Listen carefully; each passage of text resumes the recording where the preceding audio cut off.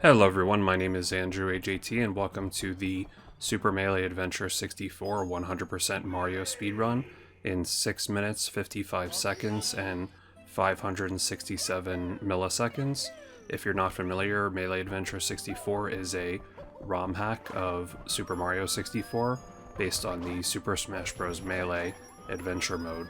So if you missed it, I uploaded 2 videos on this game recently. One was a commentary marathon run of all characters in this game, and the second was the 3.0 compilation of all of my world records in this game for the 5 characters. And in the Mario record, I mentioned that, which was a 7:01, I mentioned that you could potentially get a sub 7-minute run, but it would be very difficult. But I actually have managed to do that here, so I'm uploading this as a standalone world record video. If you missed the other videos, I recommend you check them out, especially the commentary marathon run.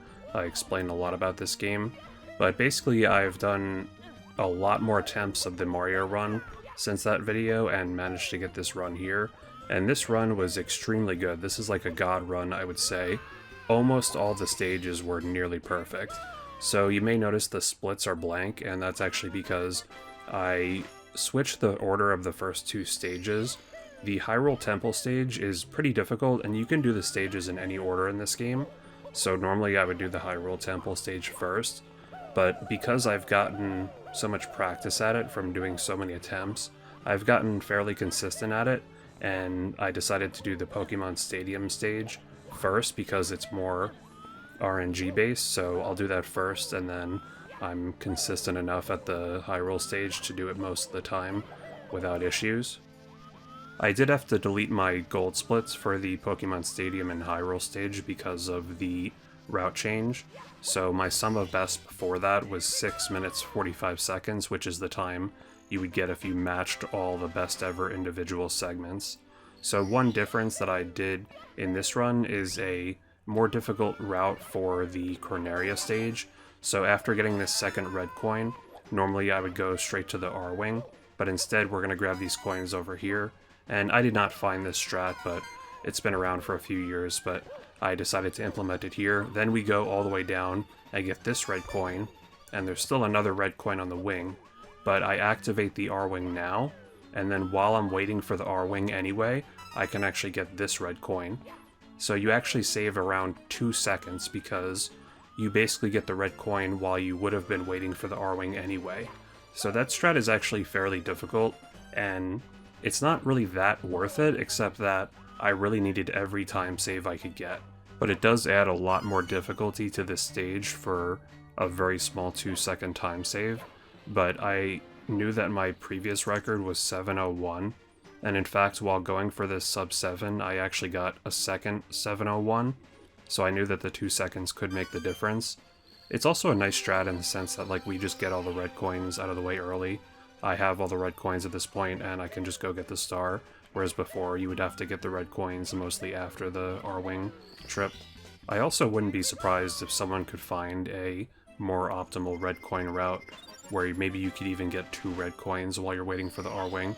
So here's a new very small time save. I do a long jump into a regular dive, and then I run up that little platform there, and then I can do a single jump onto the platform with the first red coin, which is just a nice little time save. Previously I would either side flip and grab the ledge, or do a triple jump dive to get up there. But the new strat probably saves around a second, which, like I said, every second counts when I was going for the sub 7-minute run. So this stage went fairly well, just a little bit of movement sloppiness in some points with like some of the dusty rollouts, although that one's actually intentional to give me enough distance to get that red coin. This run was very, very good overall. I mean, I think the biggest mistake so far was I had an accidental ground pound in the Brinstar stage, which wasted about a second. This part's always very awkward, this platforming. If you accidentally jump onto a Goomba or Koopa, there's a very good chance that you'll fall in the water, and then the run is over because that's like a 10+ second time loss, so you really gotta be careful, but you also want to go fast at the same time. This stage will never change, it's just always just a auto-scroller basically. So a big difficulty in getting a good run of this game for any of the 5 characters, Mario, Luigi, Fox, Falcon, or Ness, is of course the luck-based Pokemon Stadium stage. That's the first stage in this run where you have to defeat most of the Pikachus and collect their blue coins. The Pikachus just run around like crazy, and you need good luck and also very good reactions to defeat them quickly. My best ever Pikachu Stadium segment was, or Pokemon Stadium segment was 35 seconds, which was actually the one you saw in the 3.0 compilation video. This run, it wasn't quite that good, but it was still very well above average. It was 40 seconds, although it takes an extra 2 seconds if you do the stage first to load up the game, so it would actually be more like a 38-second Pokemon Stadium stage if you were to compare it to the previous video where I did Pokemon Stadium second.